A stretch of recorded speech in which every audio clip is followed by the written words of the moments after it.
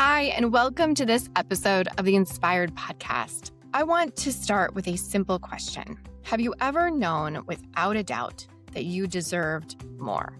Maybe more pay, more support, more resources, more recognition, and still you didn't say anything. Or maybe you said something but softened it.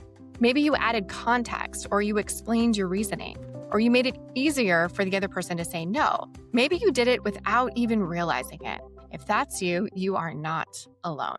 It isn't about confidence. This is actually about conditioning. Today, I want to unpack why so many women struggle to negotiate, and more importantly, how to start. Because this starts earlier than most people realize. From a young age, many women are taught explicitly or implicitly to be nice, agreeable, and easy to work with. We're rewarded for being accommodating. We're praised for being flexible. We're liked for not making things difficult. And over time, that becomes part of our identity. So when we enter environments where negotiation is expected, we're operating with a completely different internal framework. Because negotiation requires clarity, directness, a willingness to create tension. And for many women, that feels like a violation of who we've been taught to be. So instead of advocating, we just adjust. We accept the first offer. We price lower than we want to. We hesitate to ask for more, not because we don't know our value, but because somewhere along the way we learned that being liked is safer than being respected. But let's go another layer deeper, because it's not just about being nice. It's about what we think will happen if we aren't. There's a fear that if we negotiate, perhaps we might lose the opportunity, be seen as difficult, create conflict, or damage the relationship.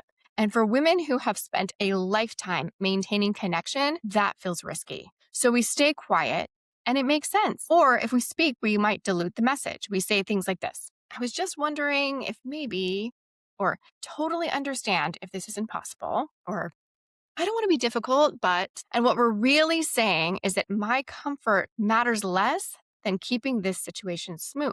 I've seen this show up in so many different ways, and for myself. Women underpricing their services, even when the results that they deliver are exceptional. Leaders taking on expanded roles without adjusting compensation or title. Entrepreneurs saying yes to scope that was never agreed upon because they don't want to push back. And I've experienced versions of this myself, all of these. Moments where I knew that something wasn't aligned, but I hesitated because I didn't want to disrupt the dynamic. I didn't want to create friction. And what I learned is this, though. Every time you don't advocate for yourself, you reinforce a dynamic where your value is under-recognized. And not because people are trying to diminish you, but because you haven't clearly defined the boundary. So let's shift the way we think about negotiation, because this is where everything changes. Negotiation actually isn't confrontation at all. It's simply alignment.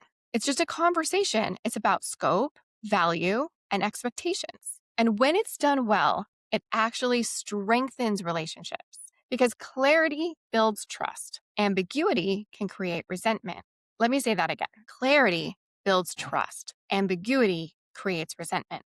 So when you avoid negotiating, you might preserve that particular moment, but you create long-term misalignment. So let's make this real, though, because knowing this is one thing, but applying it is another. Here are a few ways to start. First, normalize the pause. When you're presented with an offer, whether it's a job, a contract, a rate, you don't have to respond immediately. You can say, thank you, this is really helpful. I'd like to take some time to review and come back with a few thoughts. That pause creates space for you to think strategically instead of reacting. Second, use clear and neutral language. You don't need to over-explain.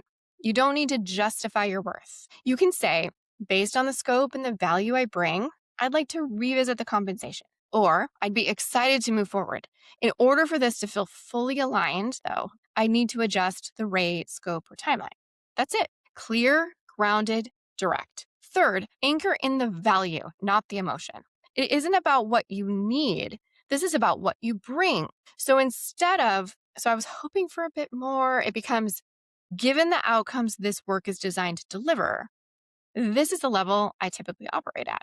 You're not asking them for a favor. You're aligning the exchange. And four, Expect discomfort and don't interpret it as wrong. This is really important. It might feel really uncomfortable at first, the first few times that you do this, but that doesn't mean that you're doing it wrong. It means you're doing something new.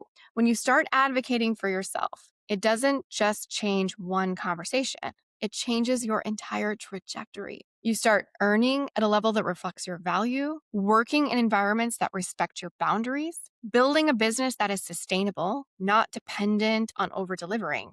And just as importantly, you start trusting yourself. Because every time you speak up, you reinforce my voice matters here. If you've been holding back from negotiating, I want you to consider this. What is it costing you, actually, to stay quiet?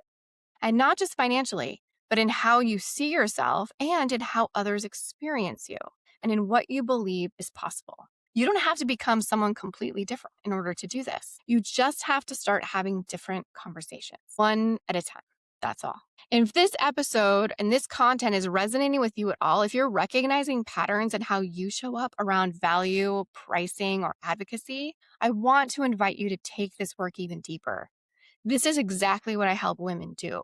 We refine how you communicate your value, how you make decisions, how you choose your projects, and how you lead so that your business actually reflects the level that you're operating at. You can learn more at AndreaDelacerda.com or send me a message on Instagram. I'd love to hear what stood out for you. And if you know another woman who needs to hear this, please send her this episode too, because the more we normalize these conversations, the more we change what's possible. I'll see you again next week. Take care. Thanks for joining me on today's episode. If you'd like to explore what your life could look like when your business and life are aligned with what you're really meant to do, get a business audit.